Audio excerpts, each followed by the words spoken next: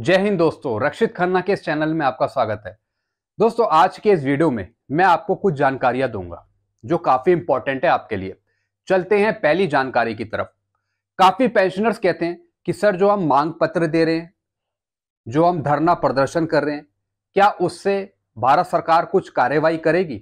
क्या हमारी OROP 2 की पेंशन टेबल ठीक होगी? क्या हमारी इक्वल MSP होगी? क्या डिसेबिलिटी से रिलेटेड इशू रिजॉल्व होंगे? दोस्तों, आप मांग पत्र देने का कार्यक्रम जारी रखें। अभी यह मत सोचिए कि भारत सरकार क्या करेगी। आपके जो मांग पत्र हैं वाकई में भारत सरकार के पास पहुंच रहे हैं। एक मैं आपको एग्जांपल दिखा रहा हूं। दोस्तों, स्टेट ज्वाइंट सेक्रेटरी हैं डिफेंस वेटरन ऑर्गेनाइजेशन के, और इनके 15 मेंबर्स हैं जिन्होंने ऑनरेबल MP श्रीमती प्रीनीत कौर, जो पटियाला में रहती हैं, उनको मांग पत्र दिया। जैसा कि आप ऊपर देख रहे हैं, यहां पे इनके कुछ सदस्य हैं ज्वाइंट सेक्रेटरी के साथ, कुछ मेंबर्स हैं जिन्होंने मांग पत्र सौंपा इन्हें। तो सबसे पहले श्रीमती प्रीनीत कौर जी को मांग पत्र दिया। उसके बाद आप नीचे देख रहे हैं, श्रीमती प्रीनीत कौर जी ने ऑनरेबल डिफेंस मिनिस्टर जी को यह मांग पत्र दिया, जिसमें ORJCOs की जो प्रॉब्लम्स थी पेंशन से रिलेटेड और भी कुछ समस्याएं थी, उसको लेकर यहां पे एक ज्ञापन सौंपा है। अब देखने वाली यह बात होगी कि भारत सरकार या फिर डिफेंस मिनिस्टर राजनाथ सिंह जी क्या करते हैं इस पर। यह एक लाइव एग्जाम्पल है आपके सामने कि वाकई में honourable defence minister Rajnath Singh ji को मांग पत्र दिया जा रहा है। तो अब इन्हें भी पता है क्या है ORJCOs की मांगे, कहां पर क्या गलती हुई है। अब हम ये नहीं कह सकते कि जो धरना प्रदर्शन हो रहा है या फिर जो मांग पत्र बना रहे हैं ORJCOs, वो एक व्यर्थ है, बेकार है। ऐसा नहीं है। एक लाइव एग्जाम्पल के अकॉर्डिंग मांग पत्र सौंपे गए हैं डिफेंस मिनिस्टर जी को। तो अब देखने वाली यह बात होगी कि आगे क्या कार्रवाई होती है भारत सरकार की तरफ से। यह एक अच्छा कदम है, एक अच्छी पहल है। एक तो दोस्तों ये खबर थी। आगे समझते हैं। जैसा आपको बताया, भारतीय रिजर्व बैंक ने जो 2000 रुपए का नोट है उस पर कहीं ना कहीं पाबंदी लगाई है और एक अल्टीमेटम जारी किया है, जिसके अकॉर्डिंग 2000 रुपए का जो नोट है वो आगे प्रचलन में नहीं होगा। यानी RBI की तरफ से अब 2000 रुपए का जो नोट है वो अब नहीं बनेगा। इसको लेकर काफी सवाल है। जो भारतीय जनता है या फिर जो पेंशनर्स है, यानी पूरे इंडिया के जो लोग हैं, कुछ ना कुछ क्वेश्चंस है। इस पे कुछ चर्चा करूंगा मैं आपके साथ, कुछ इंपॉर्टेंट पॉइंट बताऊंगा। जो आपके कंफ्यूजन है 2000 रुपए के नोट से रिलेटेड, वो दूर हो जाएंगे। भारतीय रिजर्व बैंक ने 2000 रुपए के नोटों को सिस्टम से वापस लेने का फैसला किया है। यानी अब केंद्रीय बैंक यानी RBI अब 2000 रुपए का नोट नहीं छापेगा।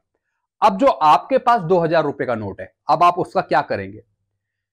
क्या वाकई में वो पूरी तरीके से बंद हो जाएगा या अभी आप उसे इस्तेमाल कर सकेंगे? सारी जानकारी आज मैं आपको उसमें दूंगा। तो फिलहाल RBI अब 2000 रुपए का नोट तो नहीं छापेगा। उसका कहना है जिस मकसद से इन्हें छापना शुरू किया था वह अब पूरा हो गया है। इसके बाद से लोगों के मन में कई तरीके के सवाल उठने लगे।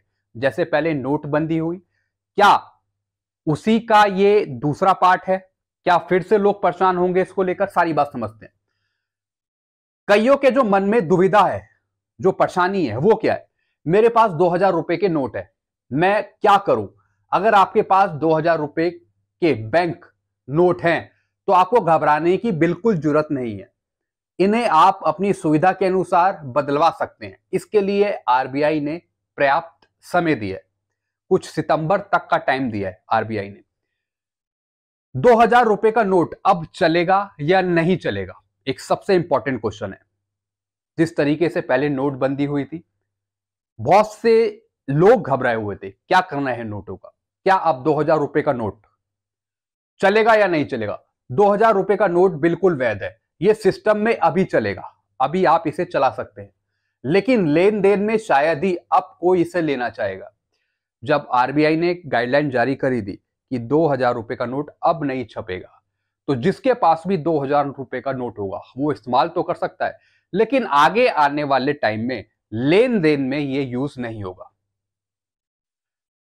कारण है कि उसे भी इसे बदलवाना ही पड़ेगा झमेले से बचने के लिए। इन्हें लोग लेने से बच सकते हैं। बिल्कुल दोस्तों, मैं 2000 रुपए के नोट कहां बदलवाऊं? आरबीआई ने बताया कि 2000 रुपए के बैंक नोट को किसी भी बैंक में आप बदलवा सकते हैं।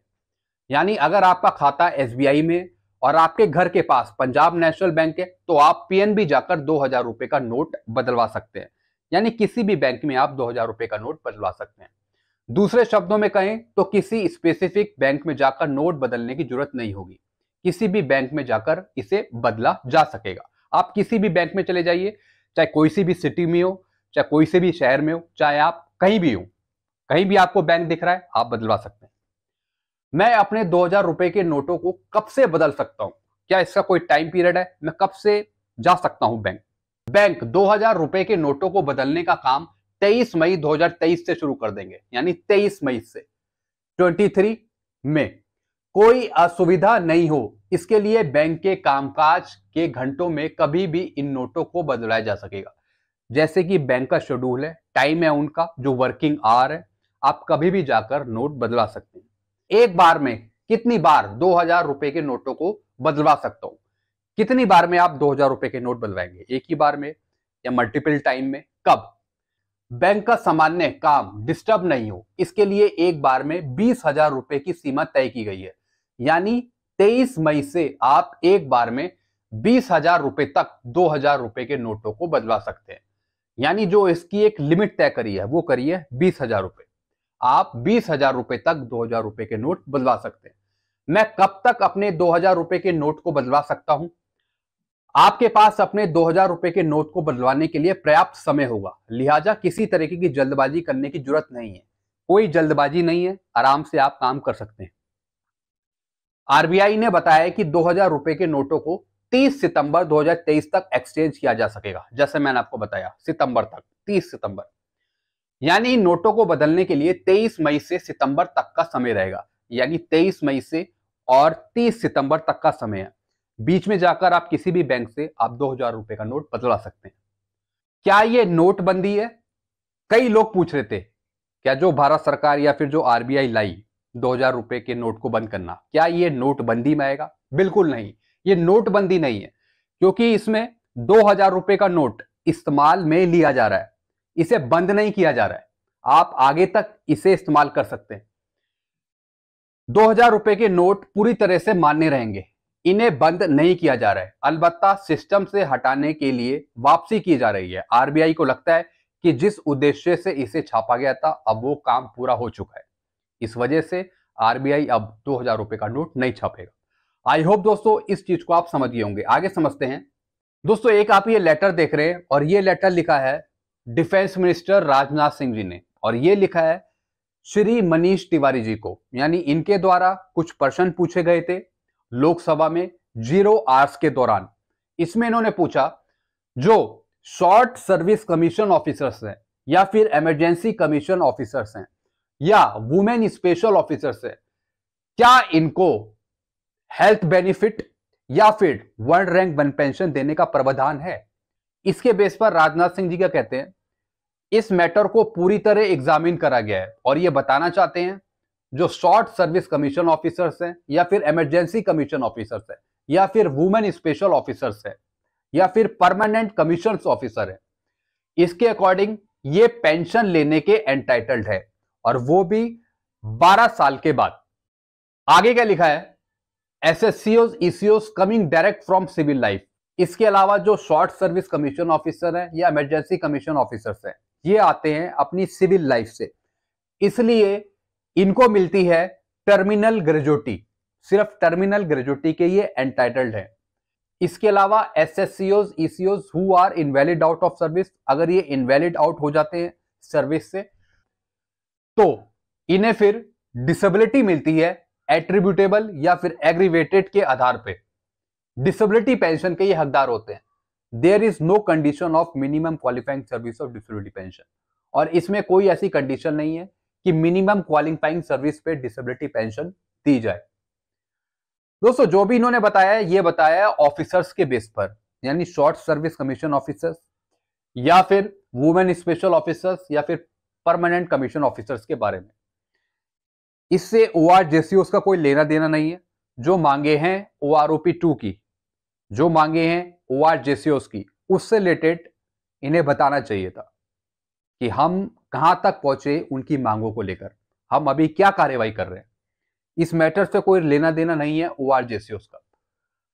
आगे समझते हैं दोस्तों। एक ये लेटर है जो लिखा है राव इंद्रजीत सिंह जी ने, जो लिखा था 9 मई 2023 को।